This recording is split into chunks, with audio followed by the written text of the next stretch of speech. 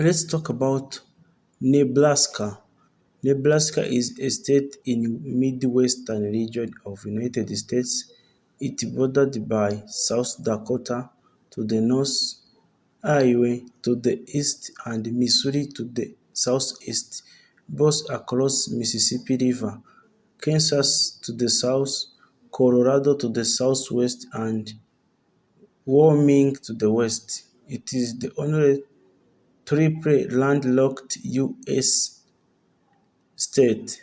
Indigenous people, including Omaha, Missouria, Ponca, Pawnee, Otoe, and the various branches of Lakota Sioux tribe lived in the region for thousands of years before European exploration.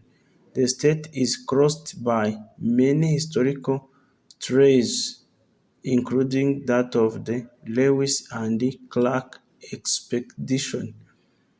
Nebraska's area is just over 77,220 square miles, around 200,000 kilometers squared, with a population of over 1.9 million. Its capital is Lincoln, and its largest city is Omaha, which is on the Mississippi River. Nebraska was admitted into the United States in 1867, 2 years after the end of American Civil War. Nebraska Legislature is unlike other American legislature in that it's unicameral, and its members are elected without any official reference to the political party affiliation. Nebraska is composed of two major land regions: the dissected Till Plain and the Great Plains. The dissected Till Plain region consists of gently rolling hills and contains the state's largest cities, Omaha and Lincoln.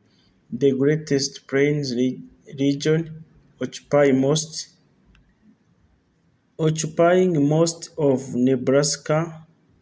western Nebraska, is characterized by treeless prairie. Nebraska have two major climate zones. The eastern two-thirds of state have a humid continental climate, a unique warmer subtype considered warmer temperate exists near the South Plain, which is analogous to that in Kansas and Oklahoma, which have a predominantly humid subtropical climate. The Panhandle and adjacent area bordering Colorado have a primarily semi-arid climate.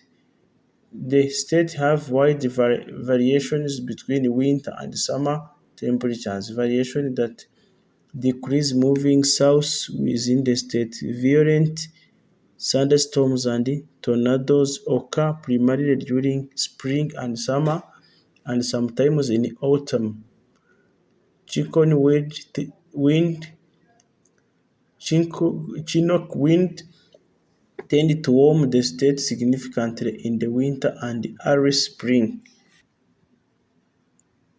Nebraska is known for agricultural products: corn, Warren Buffett, home of the college basketball World Series. Geography and demographics. State abbreviation NE, Nebraska. State capital Lincoln. State size, total land and water 77,354 square miles. Land only 76,872 square miles. Number of counties 93 counties. Time zone, Central Time Zone, Mountainous Time Zone. Bordering states: Colorado, Iowa, Kansas, Missouri, South Dakota, Wyoming. Highest point, Panorama Point, 5,427 feet. National parks, none. State population as of 2020, 1,961,504. State population density, 25.5 people per square mile. Area code, 308, 402, 531. Top 5 cities as of 2020 population. Omaha, 478,693, recording 290,505. Bellevue, 53,270. Grand Island, 51,004. Kilney, 34,235. Government and Legislature. Statehood, March 1st, 1867. Electoral votes, only 5 votes. State symbols, state bird, western meadow rock, state fish, canoe catfish, state flower, golden rod, state fossil, mammoth, state gant, blue chalcedony, state grass, little blue stem, state insect, honeybee, state mammal, which-tailed deer, state motto, equality before the law, state nickname, Cornhusker State, Beef State, State Lock, Prairie Agate, State Tree, Cottonwood. Sports teams, major sports teams, none. NCAA Division One schools, Creighton University, University of Nebraska, Lincoln, University of Nebraska, Omaha. Table tennis clubs in Nebraska, Lincoln Table Tennis Association. Popular tourist attractions: Ashford Fossil Beds State Park in Royal, Nebraska; Carhenge, replica of England's Stonehenge, located in Alliance, Nebraska; Durham Museum, History Museum in Omaha, Nebraska; Funplex Amusement Park in Omaha, Nebraska; Jane Lear Moore Park in Omaha, Nebraska; Heartland of America Park in Omaha, Nebraska; Henry Doyle Zoo and Aquarium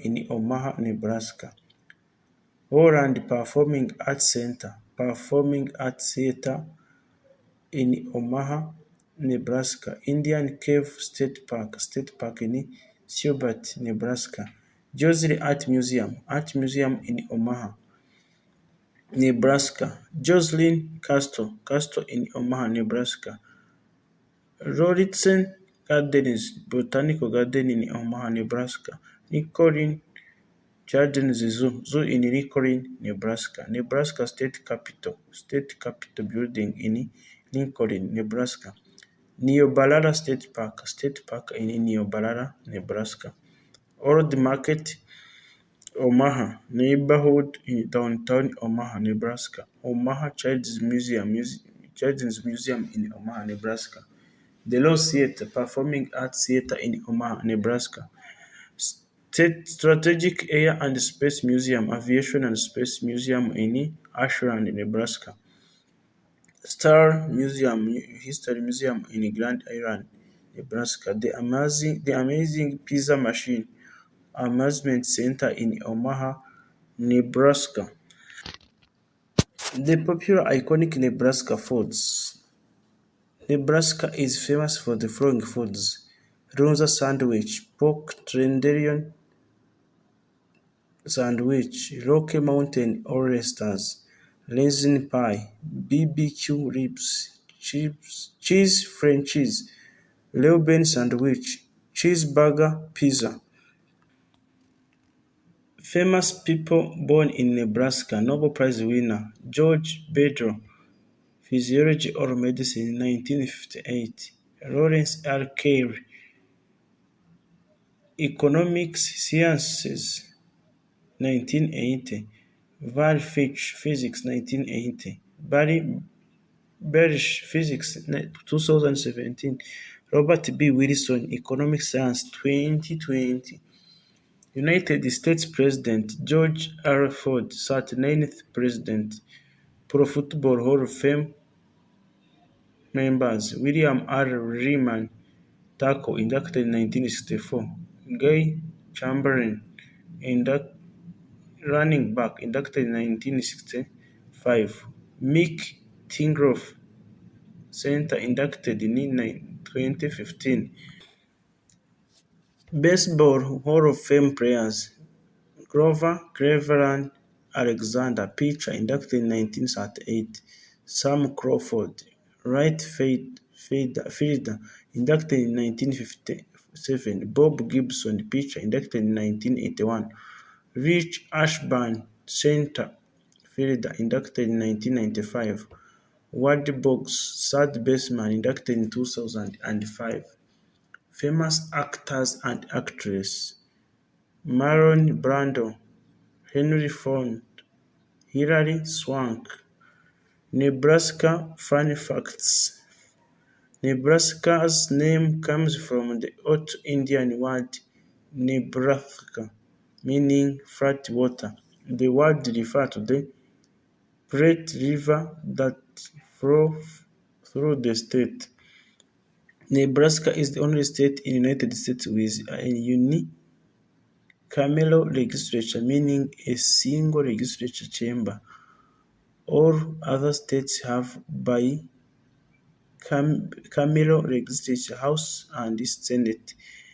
The Red Jungle in Omaha's Henry Doyle Zoo and Aquarium is the largest indoor forest in the United States. On Saturdays, when University of Nebraska football team plays at home, the stadium itself becomes the third largest city in Nebraska. The stadium capacity is 87,000 and the third largest city, Breville, had a population of 50,137 in 2010. The first American Obade was originated in Nebraska City, Nebraska by J. Sterling Martin on April 10, 1872. An estimated 1 million trees were planted in Nebraska. The B.C. Range District of Nebraska National Forest is the largest hand-planted forest in the world and covered more than 90,000 acres. In 1927, Edward Perkins of Hastings, Nebraska, invented the powered soft drink Cor-Aid. In Nebraska in 1986, for the first time ever, two women ran against each other for the governorship of a state. Omaha has been the home of the College World Series since 1950. Thank you very much for being with us. This is Asha's Tower, where we focus about history and we are talking more about all states of United States as they are 50. Today we focused about Nebraska. Thank you very much for being with us.